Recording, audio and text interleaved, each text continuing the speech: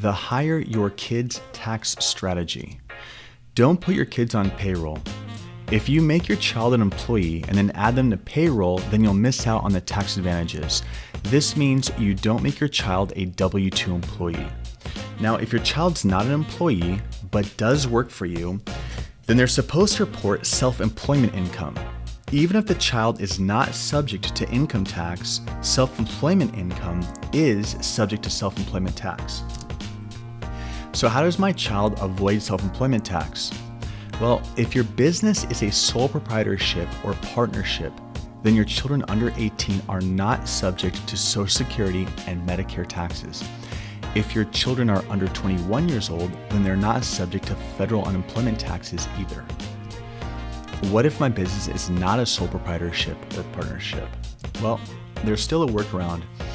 Now, if your business is a corporation or an estate, basically a separate entity, then your child is subject to Social Security taxes, Medicare taxes, and federal unemployment taxes.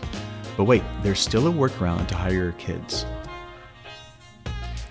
How to pay your kids if you have a corporation. Since your child is subject to self-employment taxes if paid by a corporation, they cannot be paid directly. This is where a family management company comes in. A family management company is a generic term for your sole proprietorship.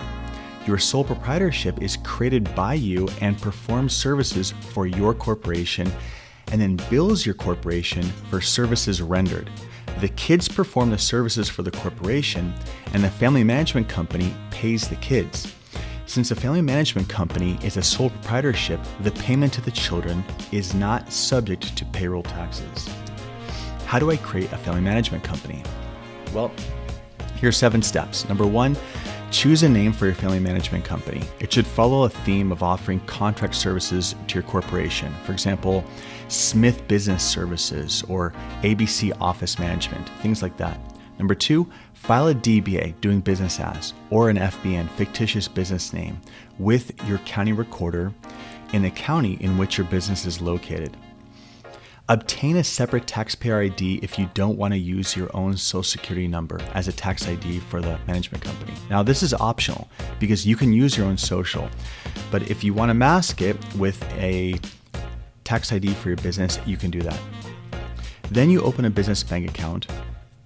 After that, you invoice your corporation for services rendered. Then you can pay your children from the family management company for the services performed. Finally, your corporation will issue a 1099 to your family management company.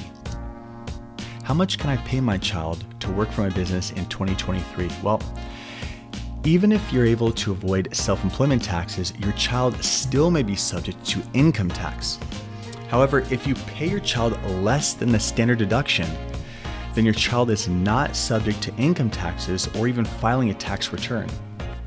The sweet spot is to pay your kid close to but not over the standard deduction limit. So in 2023, the standard deduction federally is $13,850. This means if your family management company pays your child less than $13,850, they don't have to file a federal return.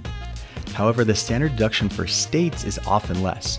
In California, for example, the 2023 standard deduction is $5,202. This means if you pay your child more than the standard state deduction, your child will still need to file a state return. If you live in a state with no income tax, then you only need to pay attention to the federal standard deduction. Of course, we offer free consultation and we can guide you through the setup of your family management company and how to pay your kids properly. Our contact information is in the description. Thank you for watching.